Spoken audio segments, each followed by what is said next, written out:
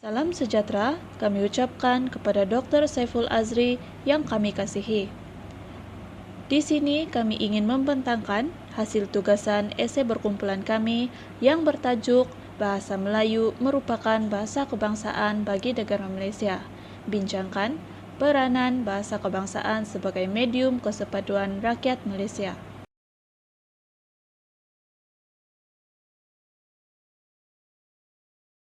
Menurut Kamus Linguistik, bahasa boleh didefinisikan sebagai keupayaan fitrah manusia yang berupa satu sistem lambang bunyi suara arbitrari yang dipersetujui bersama oleh kelompok sosial dan digunakan sebagai alat komunikasi. Bahasa juga mencerminkan bangsa seseorang dan merupakan senjata perpaduan masyarakat yang berbilang kaum. Bahasa digunakan sebagai alat komunikasi antara anggota masyarakat yang berupa simbol, bunyi yang dihasilkan oleh alat ucap manusia. Masyarakat yang berbilang kaum mempunyai bahasa pertuturan yang berbeza. Malaysia terkenal dengan masyarakatnya yang berbilang kaum. Oleh itu, tidak heranlah jika mereka mempunyai bahasa pertuturan yang berbeza. Oleh itu, Malaysia telah mengangkat atau mengiktiraf bahasa Melayu sebagai bahasa pertuturan atau bahasa kebangsaan bagi negara Malaysia bagi mengekalkan perpaduan dalam kalangan masyarakat yang berbilang kaum. Menurut Jabatan Penerangan Malaysia, Perlembagaan Persekutuan Perkara 152 menjelaskan bahawa bahasa Melayu sebagai bahasa rasmi negara yang tidak boleh dipertikaikan fungsinya dan peranannya sebagai bahasa kebangsaan. Oleh itu, penggunaan bahasa Melayu sebagai bahasa rasmi negara bagi memastikan perpaduan masyarakat terus kekal. Bahasa Melayu telah digunakan secara meluas di Malaysia sebagai bahasa pertuturan seharian. Oleh itu, bahasa Melayu merupakan tunggak perpaduan yang dapat menyatupadukan masyarakat yang berbilang kaum di Malaysia.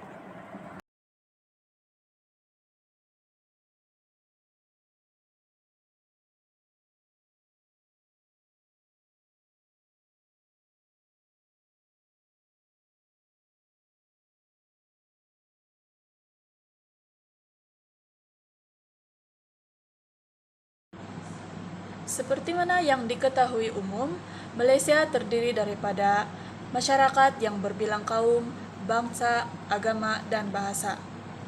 Ini merupakan satu cabaran bagi Malaysia untuk memupuk satu perpaduan antara rakyat yang berbilang kaum ini. Begitu juga kesukaran untuk memahami antara satu sama lain tercipta kerana cabaran ini. Oleh itu, pengetahuan bertutur dalam bahasa Melayu adalah sangat penting untuk dikuasai oleh setiap masyarakat Malaysia bagi memastikan komunikasi yang dijalankan adalah berkesan dan setiap mesej yang ingin disampaikan dapat disampaikan dengan sangat baik dan jelas. Peranan bahasa Melayu sebagai bahasa pertuturan rakyat dapat dilihat sehingga ke hari ini, di mana bahasa Melayu digunakan dalam pelbagai bidang. Seperti bidang pendidikan, bahasa Melayu digunakan oleh guru untuk menyampaikan maklumat atau pembelajaran kepada murid-murid di sekolah. Bahasa kebangsaan merupakan satu aspek yang penting bagi pembinaan sesebuah identiti negara. Setiap negara mempunyai bahasa kebangsaan yang tersendiri, dan di Malaysia, bahasa kebangsaan yang telah ditetapkan adalah bahasa Melayu, di mana bahasa Melayu ini digunakan dalam pertuturan seharian dalam kalangan masyarakat yang berbilang bangsa dan etnik. Kewujudan kepelbagaian etnik ini dapat kita lihat semenjak kedatangan pedagang luar ke tanah Melayu pada zaman dahulu. Jika dilihat kembali, sejarah kemunculan bahasa Melayu dapat dilihat bermula pada zaman Kerajaan Sriwijaya pada abad ke-7, di mana pada saat itu bahasa Melayu dikenali sebagai bahasa kuno dan digunakan secara meluas sebagai bahasa perantaraan dalam bidang pentadbiran. Setelah itu, bahasa Melayu ini terus mengalami perkembangan pada zaman Kerajaan Melaka, di mana bahasa Melayu ini mengalami perkembangan setelah kedatangan Islam ke Tanah Melayu. Pada zaman ini, bahasa Melayu dijadikan sebagai lingua franca dan digunakan sebagai bahasa pertuturan seharian dalam kalangan masyarakat, sehingga kan para pedagang dari luar menguasai bahasa ini bagi memudahkan urusan perdagangan. Manakala di Sabah sebelum 1963, bahasa pertuturan yang dituturkan di Sabah adalah sangat banyak, di mana terdapat 41 kumpulan etnik menggunakan hampir 50 bahasa dan menuturkannya dalam 80 dialek. Contohnya seperti dusun, ngurut, dan rungus. Namun, setelah terbentuknya Malaysia, bahasa Melayu menjadi bahasa utama yang digunakan dalam pertuturan seharian di Sabah. Peranan bahasa Melayu sebagai bahasa pertuturan rakyat dapat dilihat sehingga ke hari ini, di mana bahasa Melayu digunakan dalam pelbagai bidang. Seperti bidang pendidikan, bahasa Melayu digunakan oleh guru untuk menyampaikan maklumat atau pembelajaran kepada murid-murid di sekolah. Dengan itu, dapat kita simpulkan bahwa peranan bahasa Melayu dalam pertuturan seharian dalam kalangan rakyat Malaysia tidak dapat disangkal lagi. Hal ini karena bahasa Melayu sangat memainkan peranan yang penting pada zaman dahulu sehinggalah ke zaman sekarang dalam pelbagai bidang, terutamanya dalam memupuk sifat atau sikap kesepaduan dalam setiap diri masyarakat Malaysia yang dapat menimbulkan keadaan harmoni dalam kehidupan seharian di Malaysia.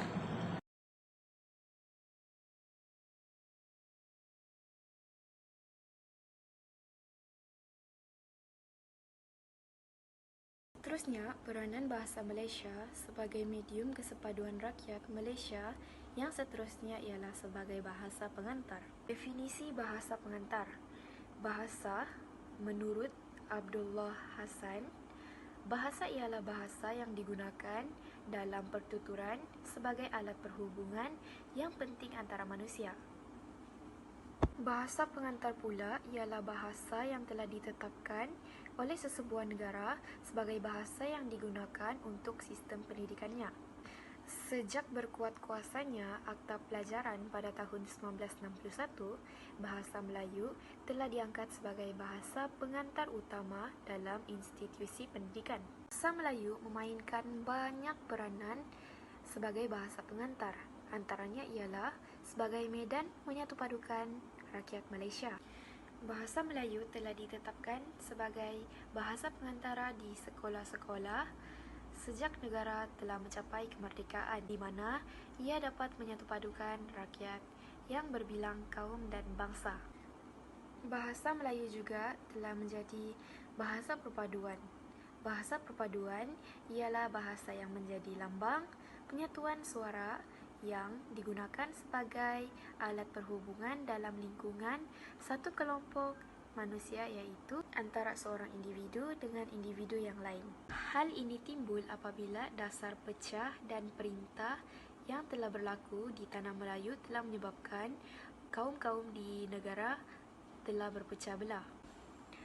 Pada ketika itu, sistem vernacular telah berlaku yang telah menyebabkan bangsa Melayu, India dan Cina telah dipisahkan mengikut sistem persekolahannya masing-masing. Oleh sebab itu, hubungan perkauman di Tanah Melayu semakin berpecah belah dan menjadi renggang. Namun, apabila Tanah Melayu sudah mencapai arus kemerdekaan, isu perkauman tidak lagi berlaku. Hal ini dikatakan demikian kerana bahasa Melayu telah menjadi bahasa pengantar utama di sekolah-sekolah dalam bidang akademik maupun dalam bidang kurikulum. Bahasa Melayu sebagai bahasa pengantar juga dijadikan sebagai alat komunikasi bagi sesebuah negara yang berbilang kaum dan agama di Malaysia. Penggunaan satu bahasa, perhubungan dan persefahaman di antara satu kaum dengan yang lain dapat diwujudkan tanpa rasa curiga. Langkah ini juga telah mempercepatkan lagi perpaduan yang harmoni antara kaum dalam negara. Penyata Razak telah diakui dan diluluskan menjadi ordinan pelajaran pada tahun 1957. Penyata Razak ini telah mewajibkan semua sekolah menggunakan bahasa Melayu sebagai bahasa pengantara khusus untuk membantu perpaduan kebangsaan dan menjadi wahana berkesan untuk komunikasi pelbagai kaum, etnik dan masyarakat pelbagai dialek dan bahasa. Oleh itu, fungsi bahasa Melayu sebagai alat komunikasi tidak lagi dipersoalkan kerana rata-rata pelajar kita berinteraksi dengan rakan sebaya di sekolah dan di rumah dalam bahasa Melayu. Seterusnya, peranan bahasa Melayu sebagai bahasa pengantara juga berfungsi untuk memudahkan penguasaan ilmu dalam kalangan rakyat Malaysia.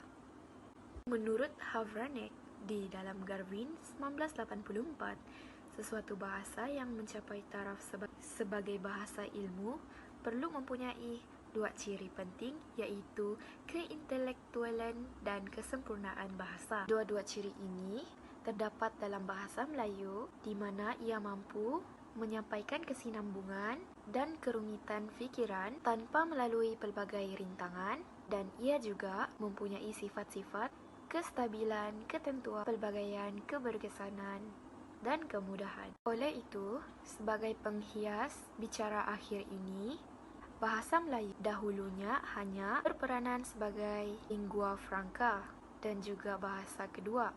Namun, akhirnya telah menjadi bahasa pengantara di sekolah-sekolah dalam negara.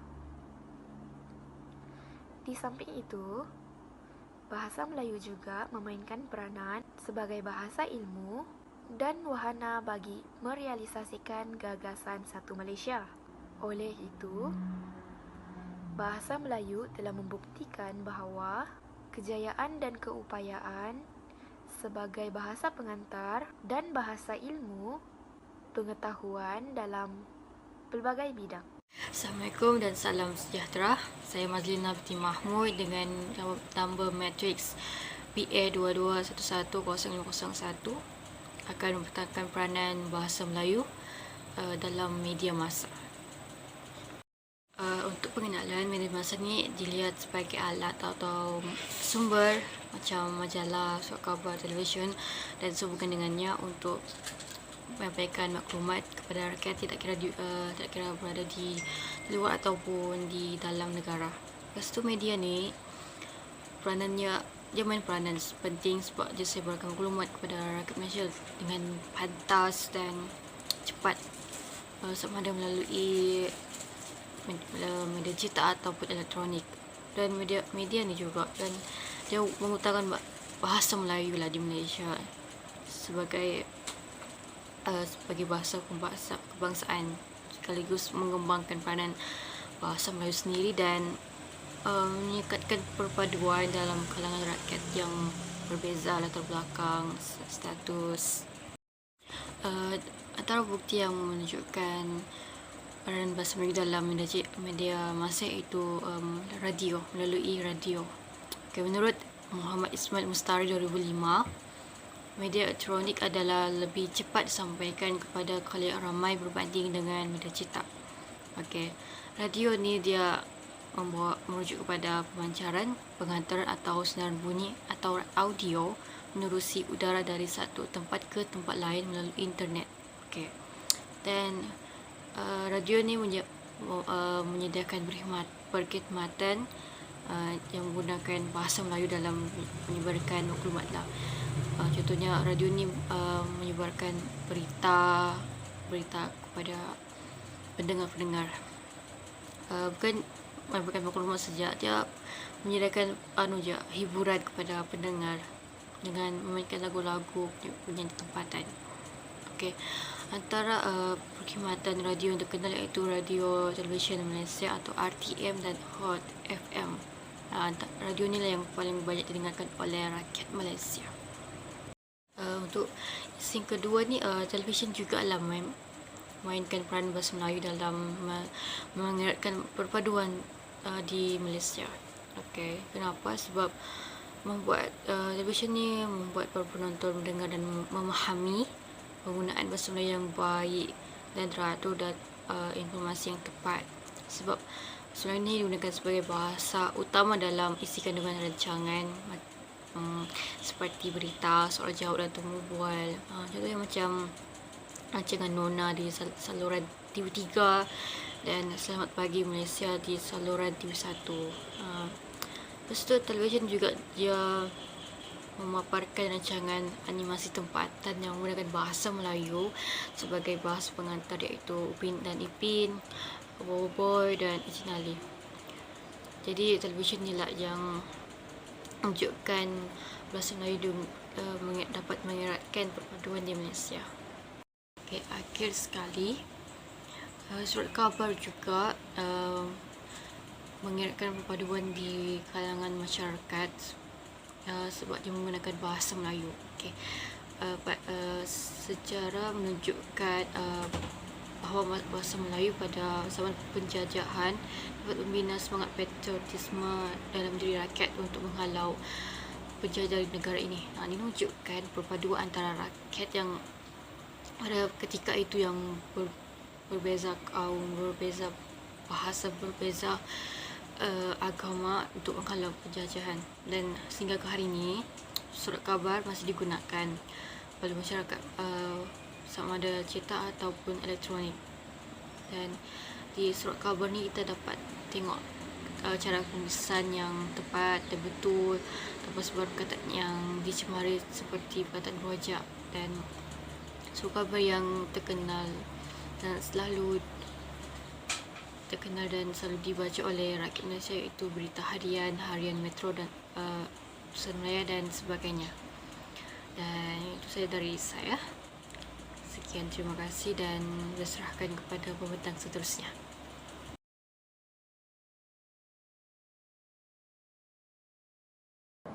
Bahasa kebangsaan iaitu bahasa Melayu menjadi bahasa pengantar utama di Malaysia, terutamanya turut digunakan dalam bidang politik. Menurut Perlembagaan Persekutuan, khususnya Perkara 152, bahasa rasmi dan bahasa kebangsaan bagi negara Malaysia ialah bahasa Melayu, manakala dari segi lain pula, iaitu seperti pensejarahan, bahasa Melayu sudah berkembang lama dan telah digunakan oleh kerajaan di Nusantara, khususnya di Kepulauan Melayu sejak abad pertama Masihi lagi. Oleh demikian, rakyat Malaysia, terutamanya ahli politik, perlu memertabatkan bahasa Melayu dalam membahaskan isu-isu rakyat agar memperlihatkan imej negara yang mempunyai identiti bahasa tersendiri. Seterusnya, Timbalan Presiden Kapal Shukri Abdullah Sani mengatakan sekiranya ahli parlimen mahu menggunakan perkataan bahasa Inggeris ketika berbahas, ia perlu mendapat izin daripada Yang di-Pertua Dewan Rakyat terlebih dahulu dan apabila diizinkan barulah ahli parlimen berkenaan meneruskan ucapannya. Selain itu, bahasa Melayu dapat memberi kepahaman yang sama dan seragam semasa mendengar perbahasan. Hal ini kerana tafsiran rakyat mungkin akan berbeza sekiranya bahasa Melayu dirojakkan dengan bahasa Inggeris. Kriteria untuk menjadi ahli Dewan Rakyat adalah terdiri daripada pelbagai bangsa iaitu Melayu, Cina, India dan sebagainya. Ahli politik perlu fasih dalam bahasa Melayu kerana tidak semua rakyat mengetahui bahasa bangsa lain. Contohnya, calon-calon yang bertanding diminta untuk mengadakan kempen bagi menyokong parti mereka. Calon-calon perlu bijak berkomunikasi dengan menggunakan bahasa Melayu dalam menyatakan manifesto untuk mendapat undi daripada pengundi setempat. Tambahan lagi, bahasa Melayu melancarkan proses kempen kerana semua rakyat ataupun pengundi-pengundi dapat memahami dengan lebih jelas tanpa ada persoalan tentang apa yang dicadangkan oleh calon parti tersebut.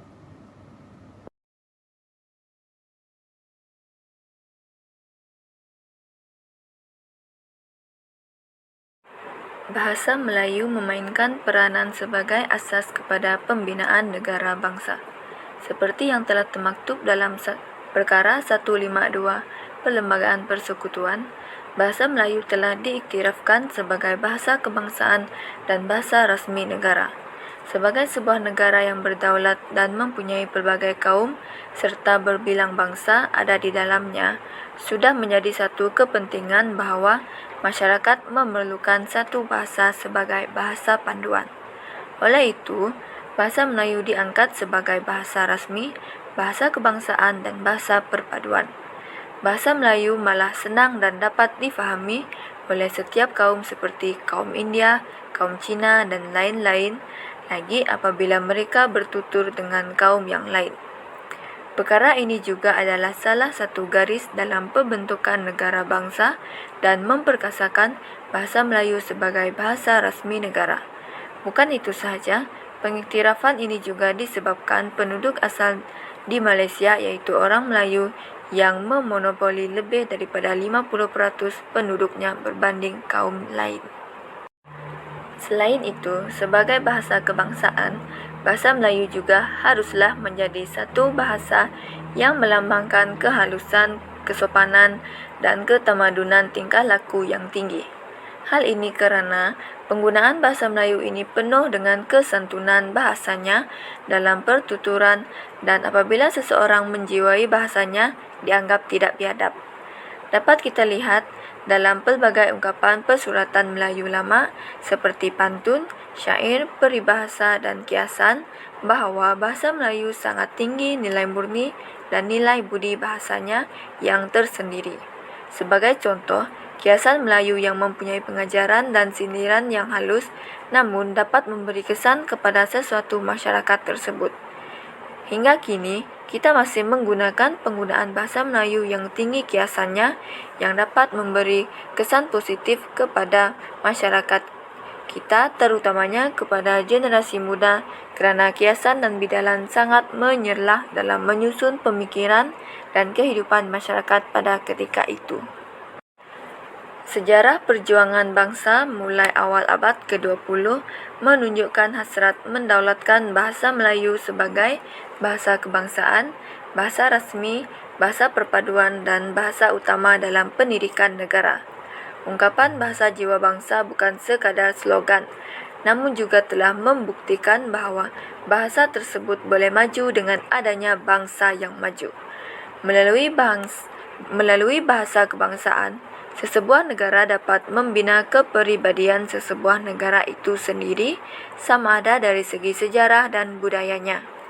Pengiktirafan bahasa Melayu sebagai bahasa kebangsaan negara dapat membuka mata dunia di mana negara kita dikenali melalui bahasa kita iaitu bahasa Melayu.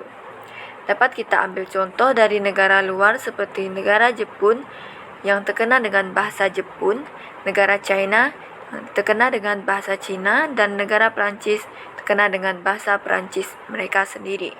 Dari titik ini, kita dapat lihat bahawa bahasa Melayu juga mampu berdiri sama tinggi, duduk sama rendah dengan bahasa di negara luar atau lebih dikenali sebagai negara maju.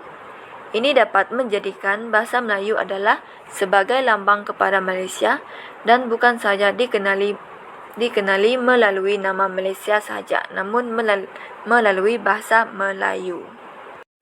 Bahasa Melayu haruslah dijaga dengan baik dan perlu diusahakan agar kekal lama sebagai bahasa yang dihormati oleh rakyat Malaysia dan negara lain. Oleh yang demikian, bagi menjayakan usaha ini, kerajaan telah menjayakan laporan Razak sejak tahun 1957 iaitu melaksanakan SUR yang dikemukakan oleh Jawatan Kuasa Penyemak Rahman Talib dan seterusnya menghasilkan laporan Rahman Talib. Laporan Abdul Razak mencadangkan bahawa bahasa Melayu dijadikan bahasa pengantar utama dalam sistem pendidikan kebangsaan dan memastikan rakyat mempelajari bahasa Melayu dengan memberi cadangan lagi iaitu mewajibkan kelulusan bahasa Melayu adalah sebagai kelulusan terpenting. Menurut Tan Sri Profesor Datuk Wira Dr. Abdul Latif Abu Bakar, iaitu Pengerusi Majlis Penasihat Warisan Peradaban Melayu, merangkap Profesor Universiti Islam Malaysia, rakyat Malaysia haruslah fasih bertutur dalam bahasa Melayu selaras dengan konsep jati diri. Selain itu, setiap masyarakat juga harus menghormati amalan budaya Melayu berteraskan warisan dan nilai murni budaya berbilang kaum. Penggunaan bahasa rojak dalam pergaulan terutamanya dalam kalangan anak muda kini juga harus diubah. Hal ini kerana bahasa rojak ini bukan saja merosakkan keindahan bahasa Melayu, namun akan menenggelamkan martabat dan ciri-ciri bahasa Melayu dalam diri masyarakat. Oleh itu, sebagai rakyat Malaysia haruslah menguasai bahasa Melayu dengan baik dalam usaha memartabatkan bahasa Melayu sebagai tonggak jati diri negara ini. Bukan itu saja, sebagai rakyat Malaysia, kita perlulah sayang dan bangga akan bahasa Melayu sebagai bahasa rasmi, bahasa perpaduan, bahasa ilmu dan bahasa komunikasi sekaligus sebagai lambang kepada negara kita. Walau bagaimanapun, rakyat Malaysia juga digalakkan untuk mempelajari bahasa asing seperti bahasa Inggeris, bahasa Arab dan bahasa lain sebagai aset dalam diri dan sebagai bahasa antarabangsa.